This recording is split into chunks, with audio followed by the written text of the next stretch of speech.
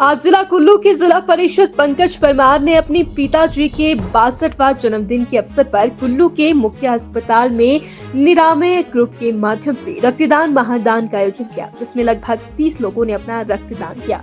इस रक्तदान का मुख्य उद्देश्य था कि जिला कुल्लू को स्वस्थ और निरोग बनाना है।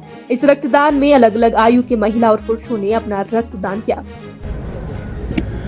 सर, जो आज यहाँ रक्तदान शिविर लगाया गया है, ये किस मकसद से लगाया गया है? मैं आपको बताना चाहूँगा कि हमारा जो जिला परिषद की टीम है, हमने एक जिला कुल्लू में एक हेल्थ का जो हमारा प्रोग्राम है निरामय कुल्लू, जो कुल्लू को एक स्वस्थ कुल्लू बनाना है, उसमें हम हेल्थ की एक्टिविटीज़ करते रहते हैं और उसका रक्तदान भी उसका एक पार्ट है। इससे पहले भी हमारी जो पंचायती राज की टीम है जिला परिषद की, हम हर टाइम पिछले 3 साल से रक्तदान करवा रहे हैं, जिसका मेन उद्देश्य कुल्लू ज़िला के अंदर और जो हमारे हॉस्पिटल जैसे नेर चौक, IGMC और KNH, वहाँ पर जो ज़िला कुल्लू के जितने भी पेशेंट्स जाते हैं, उनको जो वहाँ पर ब्लड की प्रॉब्लम आती है, ताकि हम यहाँ से रेगुलर उनको वहाँ पर यहाँ से ब्लड डिपॉजिट कराते रहते हैं, ताकि कोई भी पेशेंट्स जिला कुल्लू का वहाँ पर ब्लड की जिसको रिक्वायरमेंट हो उनकी पूर्ति हो सके। और मुझे खुशी इस बात की है कि नेर चौक में भी सिंगल डे में सबसे ज़्यादा यूनिट्स हमने प्रोवाइड किया है और IGMC में भी, और आगे भी हमारा प्रयास ये रहेगा कि जिला कुल्लू के कोई भी ऐसे कोई हमारे मरीज़ ना रहे जिनको ब्लड की रिक्वायरमेंट हो और उन्हें प्रायोरिटी में ब्लड मिले। सर, कैसा फील कर रहे हैं आप? आपने आज डोनेशन की है ब्लड की अपने, और कितनी बार आप आज? देखिए सर, मेरे फर्स्ट टाइम है ब्लड डोनेट करने में, क्योंकि आज हंसराज जी, स्वर्गीय हंसराज जी के जन्मदिन को उपलक्ष्य में पंकज परमार जी ने ब्लड डोनेशन कैंप का आयोजन किया है कुल्लू हॉस्पिटल में। तो बहुत अच्छा लग रहा है और काफ़ी सारे लोग आए हैं यहाँ पे ब्लड डोनेट करने। कुछ नए जवानों के लिए जो नशे में पड़ गए हुए हैं, उनके लिए कुछ अपनी तरफ से 2 शब्द बोलेंगे ऐसा ब्लड डोनेट करने के लिए? हाँ बिल्कुल सर, देखिए मैं यही बोलना चाहूँगा कि जो भी हमारी तरह यंग ब्लड हैं, कृपया मैक्सिमम ग्राउंड में ध्यान दें, प्ले ग्राउंड में देखें कि खेल जितनी क्रिकेट एक्टिविटीज़ हैं या दूसरी स्पोर्ट्स एक्टिविटीज़ हैं उस पर थोड़ा सा टाइम दें। अगर आप पढ़ाई में कम मेहनत कर रहे हैं तो ज़्यादातर नशे से दूर रहें और इस तरह के जो कैंप वगैरह ऑर्गेनाइजेशन वगैरह में जुड़िए और खूब ज़्यादा से ज़्यादा रक्तदान करिए।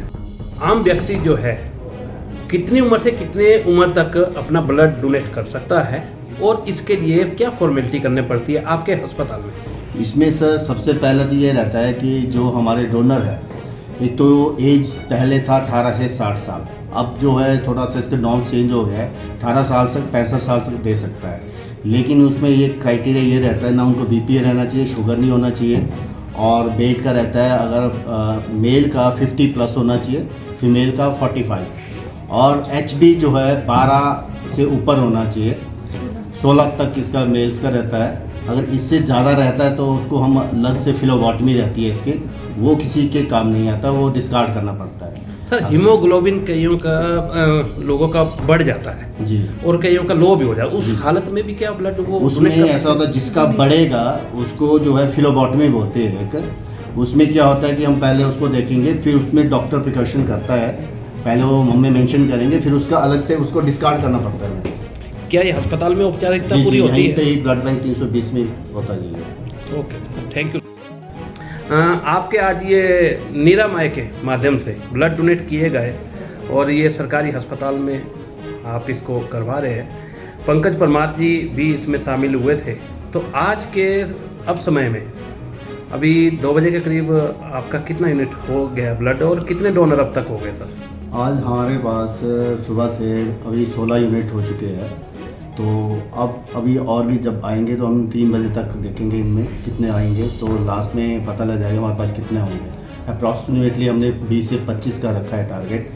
इससे पहले हमारा जैसे मनाली में एक कैंप हुआ 13 दिसंबर को, तो वहाँ से भी 50 यूनिट हम लेके आए हैं, और अभी हमारे पास यहाँ के हिसाब से काफ़ी मात्रा में अभी पड़ा हुआ है। और इसके बाद जैसे आज है एक 20 तारीख को हमारा बंजार में कैंप है, तो हमारी यहाँ पर जो कंजम्पशन जो होती है 250 से 300 के आसपास होती है, लेकिन हम ज़्यादा से ज़्यादा इसलिए नहीं रख पाएंगे क्योंकि इसकी जो लाइफ रहती है वो 35 डेज़ रहती है। तो अगर हमारे पास एक्सेस अगर हो जाता है, तो अगर हमारे पास लगता है हमारा नहीं लग पा रहा है, तो हमें इसे फिर अदर ब्लड बैंक में इसे भेजना पड़ता है। जैसे मंडी हो गया, आपका नेचौक हो गया, अगर उनको भी इसकी रिक्वायरमेंट नहीं होगी तो हम आईजीएमसी टांडा कहीं पे भी भेज सकते हैं, लेकिन वो हमें 10 दिन पहले भेजना पड़ता है। जैसे कि लाइफ जो उसकी रहती है उससे पहले भेजना पड़ता है। सर, आज ये जो कैंप लगा, ये पंकज परमार जी के रिलेटिव में ही थे कोई, जिनके जन्मदिन के उपलक्ष्य में ये कैंपेन लगाया गया। ये बार बार उन्हीं के नाम से या दूसरे नए कैंपेस भी आपके हॉस्पिटल में? इसमें ऐसा होता है जी, जैसे कि हमारे पास जो एक मनाली में कैंप लगा, तो उन्होंने भी 75 बार ब्लड डोनेट किया था।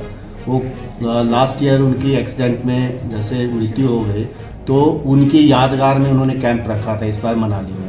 तो वो तो कह रहे थे कि 100 यूनिट हमें देना है, लेकिन हमने कहा कि हमारे पास और भी कैंप्स है, तो वहाँ से हम 50 लेके आए हैं। आज कल हमें पता चला कि परमार साहब जी के फादर जी की जो भी वो उनकी याद में ये कैंप करना चाहते हैं, तो उन्होंने फिर हमें यहीं पे ही बोला कि हमने यहीं पे ही करवाना है।